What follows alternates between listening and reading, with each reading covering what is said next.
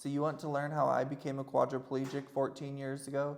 You're in the right place. My name is Kenneth, and I'm so excited that you have clicked on this video to learn more about me, and I hope that you will smash that subscribe button, hit that bell icon so that you get notified every single time I upload a video. And if you enjoy my content, please think about hitting the thumbs up button. It really helps out the channel. Let's get into this story.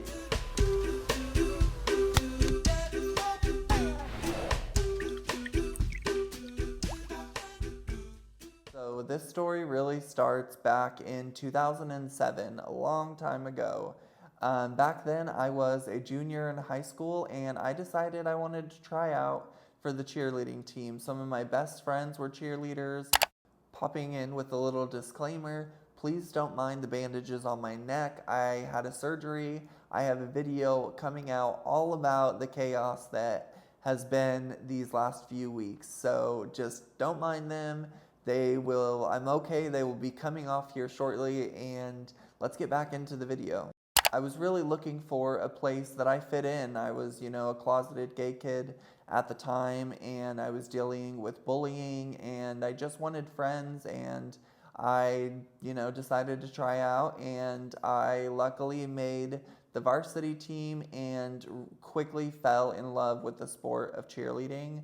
I cheered all of my junior year, and my senior year I made captain of the cheerleading team. I was best friends with my teammates, and at that time I had a coach that I really became close with. I came out my senior year, and she was actually the first person I told that I was gay, and she really, mentored me through some hard times coming out and really learning to accept myself and figure out who I was. I was still a teenager, kids are mean, and, she was really, really helpful to me.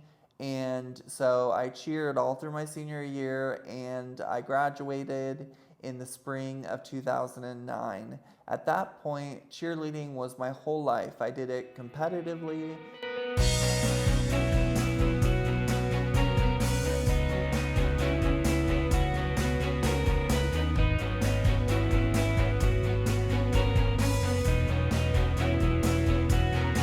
I did it, in high school, and once I graduated, I didn't really have any plans for the future. I didn't know what I wanted to do. I didn't know if I wanted to go to college, and at that time, my cheerleading coach decided that her and her family was going to move to Reno, Nevada, and take up a job there, and I was really close to them at that point, and so I decided, what the hell, I don't have anything else to do, I don't know what I want to do, so let's give it a shot. And I moved to Reno, Nevada in December of 2009, shortly after Christmas.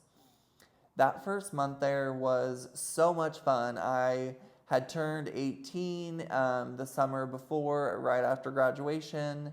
So I was a new adult. I was trying to figure out where I fit in. I wanted to make friends. I could go out. I, was living the independence that I always wanted and was searching for. And so I decided to start coaching there at a gym with, my former coach and mentor, and we were able to coach together, and it was so much fun. And I was also going to try out for a team that they were putting together there at the gym for adults so that we could compete nationally around the United States, and I was so excited. The tryouts were February 5th, 2010. I had been in Reno for about a month and a half at that point, and tryouts came. I felt so prepared, I was ready, and I, finished tryouts. I scored the highest out of anybody trying out that night, and I was really proud of that. So that evening, we were getting ready to close up the gym and go home. Well, I decided I wanted to throw one last tumbling pass. So I remember so vividly standing in the corner thinking, like, you got this, I've done this skill 1,000 times and never had an issue. Well, during this pass, I ended up getting lost in my rotation, and it basically stopped me upside down, and I pretty much screwdrivered into the ground.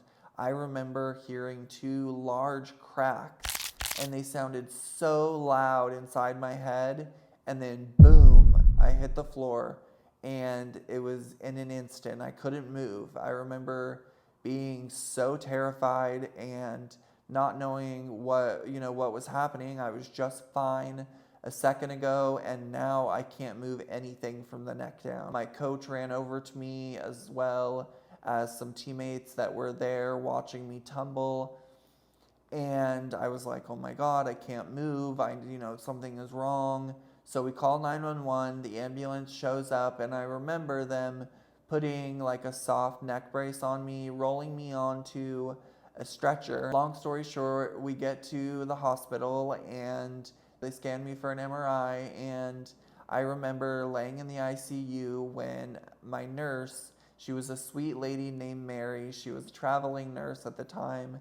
And I remember her walking in, and she said, I'm sorry, I have to tell you this, but you're never going to walk again. And I remember, those words will forever be seared into my brain. And those are such powerful words that you don't ever forget. Those next few months were some of the toughest times in my life. A couple weeks later, I ended up getting pneumonia, and then it was a battle, to even live. They ended up putting a trach in my throat and connecting me to a breathing machine because I was no longer able to breathe on my own. I couldn't swallow food. I couldn't do a lot of things. I ended up having to get a G tube put in my stomach, which is like this little device that allows them to feed you through a bag, basically. I went in when I was first injured weighing like 150 pounds probably, and within like 3 weeks I ended up weighing barely 100 pounds, soaking wet probably. I lost a lot of weight. I will throw up some pictures of me before my injury and me as a cheerleader, and then I will post what pictures I have of me while I was in the hospital. I don't have a lot, but I will post whatever ones I do. And so a few weeks later, I was battling pneumonia, and I was able to overcome that, and I was in the hospital for almost 6 months. I was in the ICU for 3 months because I was coming off of the breathing machine and slowly learning to breathe again, which was such a scary time in my life. I truly felt like I was suffocating. But I finally, because of a amazing respiratory therapist, was able to learn how to breathe on my own again. And because of an amazing swallow therapist, I was able to eat food again. And, I was slowly getting better over time. It was such a scary time in my life. I know that I've said that a bunch, but it was truly terrifying. So yeah, 6 months later, I was able to go home. I remember I had a goal of being home by the 4th of July. Remember, I went in February 5th, so maybe that's like 5 months. But I had a goal of coming home by the 4th of July, and I went home July 3rd. I still count it as a win because I made my goal. And those next few years were some of the most fulfilling, sad. So many emotions come to mind when I think of those next few years. But yeah, it was really a trying time. Thankfully, I was able to go back to coaching after I got out of the hospital because I really just wanted to feel as normal as possible, and cheerleading was all I knew, really. Cheerleading was my identity, my love, my friends were all involved in it, and so that was so healthy for me. I was able to travel, which then taught me the tumultuous time of traveling while being in a wheelchair. I will post some future videos of my scary stories traveling in a wheelchair and how to travel in a wheelchair if you're disabled yourself. I have so many tips of what to do, what not to do, because like I said, I've now been injured for 14 years. And yeah, so I wanted to start off my channel with how I became a quadriplegic. So I hope that you guys enjoyed this video. If you guys have any questions, please leave them in the comment section down below. I would love to answer your questions and get to know you guys a little bit more. Like I mentioned in the beginning of the video, please smash that subscribe button. I want to grow this channel. I want you guys to join me on this journey. It's going to be so much fun. We're going to learn. We're going to laugh. We're probably going to cry because I'm such a Cancer. I'm a July baby and I'm a Cancer through and through. So get ready for some tears and I will see you guys in my next video.